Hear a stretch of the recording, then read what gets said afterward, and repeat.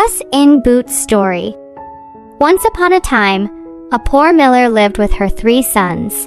Years has passed and the miller of our story got old and died.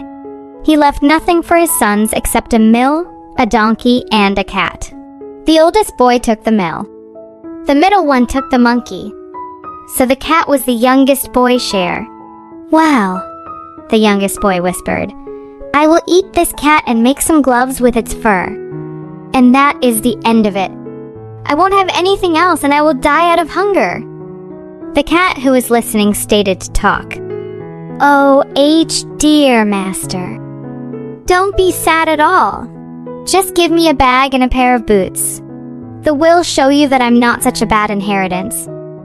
The boy, who saw many tricks from the cat over all that years, which it performed to catch mice like pretending to be dead or hiding in the grain. So he thought, it doesn't seem impossible that this cat could help me. So he gave his bag to the cat and spent his last coins for buying a pair of boots for it.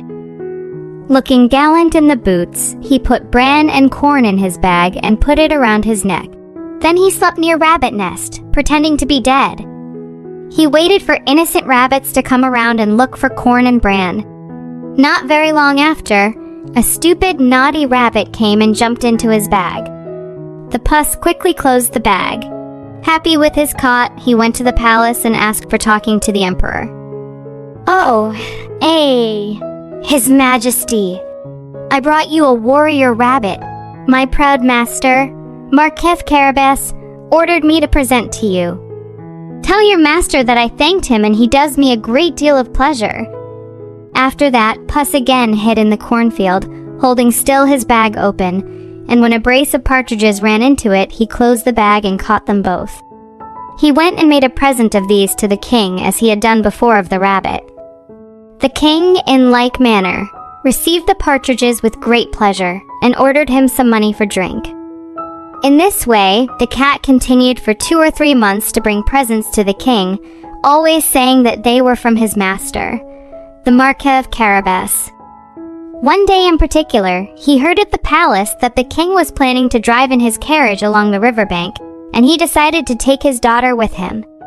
The princess was the most beautiful girl in the kingdom. Puss in Boots said to his master, "Follow my lead and your future is made. You have to but go and wash yourself in the river, in the place that I shall show you, and leave the rest to me." The youngest son did the exact him, without knowing why or wherefore. While he was washing, the king passed by and the cat began to cry out, "Help! Help! My lord, Marquis of Carabas, is drowning." At this noise, the king put his head out of the coach window, and finding it was the cat who had so often brought him such good things, ordered his guards to run quickly to the aim of his lordship, the Marquis of Carabas. While they were helping the poor Marquis out of the river, the cat came up to the coach and told the king that while his master was washing, there came by some thieves who took his clothes. "Thieves, thieves!" he moaned. This tricky cat had hidden the clothes under a great stone. The king immediately commanded the guards of his wardrobe to run and prepare one of his best suits for the Lord Marquis of Carabas. The king was very happy to meet the Marquis of Carabas. The miller's boy looked really handsome in royal clothes. The king's daughter took a secret glimpse to him. And soon, she fell in love with him because of his manners and good look. The king invited him to sit in the coach and ride along with them.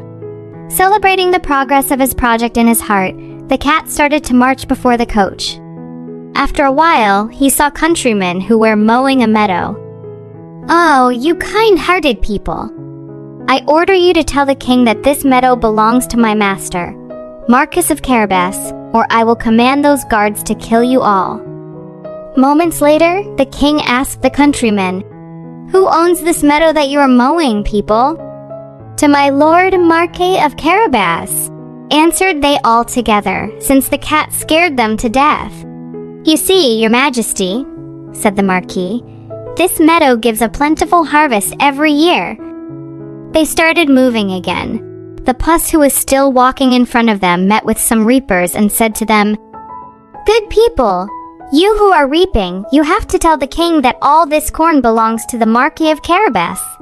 I'll order those soldiers to kill you." The king, who passed by a moment after, wished to know to whom all that corn, asked the reapers. "Who does own this corns?" "To my lord Marquis of Carabas," replied the reapers. Then the king said, "Let us now head to your castle." The miller's son, not knowing what to reply, looked at Puss. The cat said, "Oh, your majesty, I need 1 hour to go and get ready the castle for your presence. So I have to ask you wait that long if there is no problem." With that, she jumped away and went to the castle of a huge giant and asked to see him, saying, "I could not pass so near my home without having the honor of paying my respects to you." The giant received him as civilly as a monster could do and made him sit down. "I have been assured," said the cat, "that you have the gift of being able to change yourself into all sorts of creatures as you wish. You can, for example, transform yourself into a lion or elephant and the like." "That is true. I'm going to prove this by transfer into a lion in this very moment." Puss was so terrified at the sight of a lion so near him that he immediately climbed up the curtains, not without difficulty. A little while after, when Puss saw that the ogre had resumed his natural form, he came down and admitted he had been very much scared. "Although I doubt that you'd be able to save yourself from the king's army. He is coming here by the mean of destroying you." The monster looked out of the window and saw the king waiting outside with his soldiers and said, "What shall I do? How can I save myself?" Puss answered, "I suggest you transfer into something small and hide." In an instant, the ogre turned himself into a mouse and began to run about the floor. Puss ran after him and ate him up in 1 second. Then he went to the door to welcome King into the castle. "Your Majesty is welcome to this castle of my Lord Marquis of Carabas." "What? My Lord Marquis?" cried the king. "Does this castle also belong to you? This is the most beautiful building in my kingdom. Let us visit inside." The Marquis gave his hand to the princess and followed the king, who went first. They passed into a spacious hall where they found a magnificent rum punch, which the giant had prepared for his friends, who were that very day to visit him. The friends, however, dared not to enter, knowing that the king was there. His Majesty was completely charmed with the good qualities of my Lord Marquis of Carabas, as was his daughter, who had fallen violently in love with him, and seeing the vast estate he possessed, said to him, "I would love you to be my son-in-law, Lord Marquis of Carabas, if you don't mind." The Marquis accepted the king's idea and married his daughter the very same day. "So my kids!" The youngest boy became a prince and the Puss became a wealthy lord who didn't have to chase mice again.